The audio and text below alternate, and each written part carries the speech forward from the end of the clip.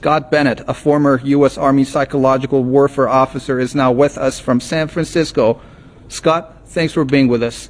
Let's just first discuss Finland and Sweden's bid to join NATO. And correct me if I'm wrong, but NATO was created in the first place to prevent another world war. And now it seems that U.S.-led NATO is creating another world war by all these provocative moves that it makes day in, day out, despite all the warnings that are issued by Russia. Now they are approving, they are hailing two other countries that are potentially going to join NATO. What's your take?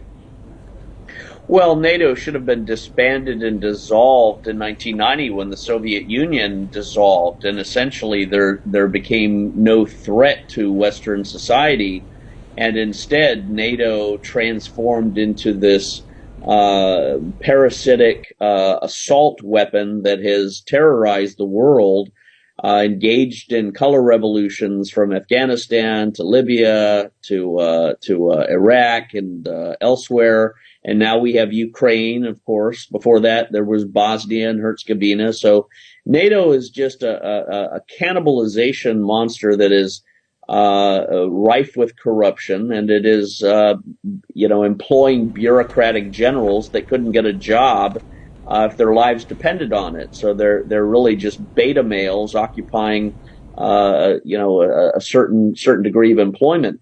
But it's tragic because you're witnessing the world lose all of its sanity, especially with Sweden and Finland having the foolishness to trade their neutrality at the behest of the United States pressure, trade their neutrality and safety, and put themselves in a far worse position where now, before they had no animosity or enmity against Russia, and now they potentially risk complete annihilation because Russia is not playing around. It recognizes the NATO threat, and it's responding to that NATO threat. And every nation that tries to intimidate or be part of the aggression against Russia is facing a foe that essentially could annihilate them with superior weaponry and has a moral fortitude greater than all of the European nations combined. Russia is in a very unique position because it has 30 years of betrayal and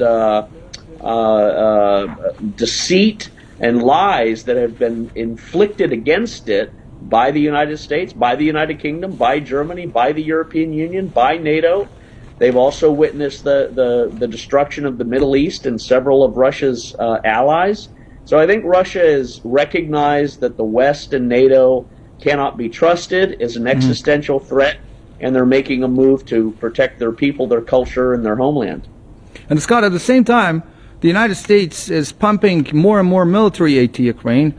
Now, recently, the Congress in the U.S. has approved a $40 billion aid package for that country. Where do you think the U.S. is going with this? Well, it's going to be a money laundering operation. You're going to see billions of dollars spent, and it's going to be recalibrated into Democrat election coffers. Every piece of artillery equipment, military equipment that goes into Ukraine is going to be destroyed by Russia if it even reaches a battlefield. The Ukrainian soldiers have been essentially wiped out, and they don't possess the IQ or the training to be able to handle the advanced weaponry that the U.S. Is sending over there.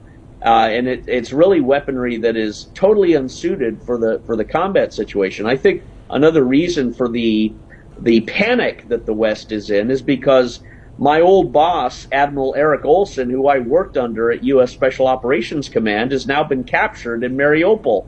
And the Russians are getting all of the intel from Admiral Olson about the nonprofit Spirit of America and all of the neocons and the Zionists and the Project for a New American Century individuals that have been part of everything from propaganda operations in Ukraine to the bioweapon chemical labs in Ukraine.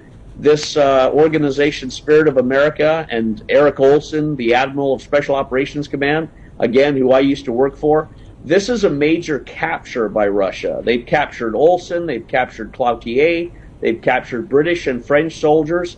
So the West is in a desperate attempt trying to inflate and intimidate Russia. They're trying to have war tribunals against captured Russian soldiers. All of that is mockery. All of that is propaganda. But it shows you Russia has now gathered the evidence and has captured NATO Western officers from America, and they are presenting all of this material to the world, to the United Nations, to the European people, and they're saying essentially this war that the West fomented since 2007, these biochemical labs that the West planted and cultivated pathogens and diseases and weapons from, this was really the source of not only COVID-19, but all of the instability in Europe.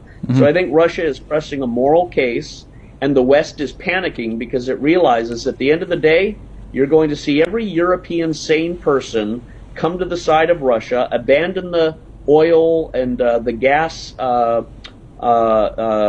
prohibitions against Russia, and you're probably going to see a lot of Western governments be toppled under the weight of their own stupidity and bad choices. So Russia is just waiting out the storm, and I think the West is growing weaker and weaker day by day. Scott, thank you so much for coming on. I appreciate your time. That was Scott Bennett, a former U.S. Army psychological warfare officer from San Francisco.